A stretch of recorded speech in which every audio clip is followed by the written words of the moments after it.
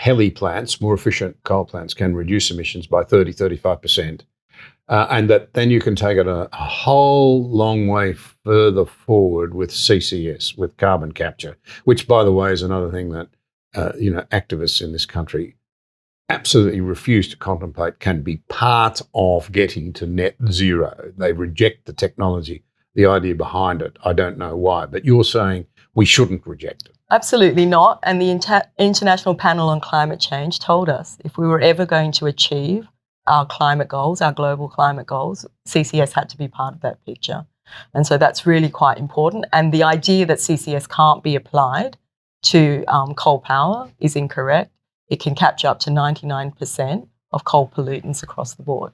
So it's very, very important that we make sure that we understand, and again, guidance from the IPCC, that carbon capture had to be part of that solution and that it can be applied to coal. The ICPP gets a lot of misrepresentation. You would think that it was predicting the end of the world because that's what the media and the activists and the politicians and the people who stand to profit out of renewables want you to believe. But it's not what that panel actually tells you. It tells you that depending on what we do, we'll face major to moderate, and there is a range of adjustment issues. It does not. I make this point because of the catastrophization of the issue that's now we know playing out so badly in our children's minds. It is not predicting the end of the world as we know it. Yeah, unfortunately, as you know better than me, this debate is politicized, and the IPCC has been politicized. But if you go into some of the raw information and facts and the things that they've put out without the cover page, those two facts certainly that we've talked about today, one being around carbon, CCS and CCUS and the importance of that to reach the goal, but the other about the credibility of 100% renewable. That's their guidance, not ours. That's their guidance. So if you're to believe their guidance... It's not called the International Panel on Climate Change for nothing. It is the authoritative body.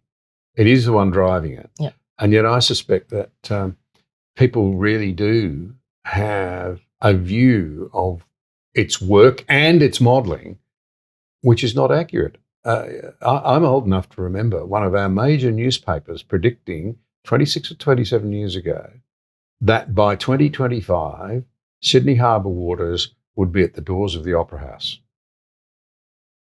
That's the sort of thing that, when you've got a slightly longer memory, comes back to you. I remember that when I was young, nuclear war was going to wipe us all out. And when I was in my early 20s in Europe, first time I went there, I was amazed at how gloomy about the prospects for human life young people actually were, because they just assumed they wouldn't live their lives out.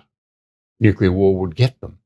So my point out of all of that is, A, be a bit more realistic, and B, drop the pessimism. I'm not saying there aren't challenges, but they're challenges to be tackled and overcome, not to be overcome by. Yeah. I mean, humans have shown themselves the ability to adapt. We can do that. I mean, alarmism, fear, all of these things that we put out, into our society, they're not going to capture the hearts and minds and change people's lives. They're actually going to stop us, right, from moving forward. We know that. That's probably a broader conversation about what's happening, isn't it? But I really do believe that for Australia, there is a pragmatic way forward. I think it's just an honest and courageous conversation that you have to have. There is a lot of noise. A lot of that's misinformed. Most of it's misinformed. Equally, though, as industries, all of us in Australia, whether we're coal or gas, other players, all of us, we have to do our bit. It's not about pitting up against each other. I believe in the oil and gas industry and the nuclear industry and the gas industry and the renewables industry. I believe in all of them. Everyone has their place. I believe in feeding people. I think that is a real value. And I'm all for reducing our dependence on fossil fuel energy. We're too dependent on it, no doubt about that. But we have to do it in a way that doesn't mean that we actually push people back into hunger. All of the issues that come with poverty, including not caring about the environment and not being able to care about the environment.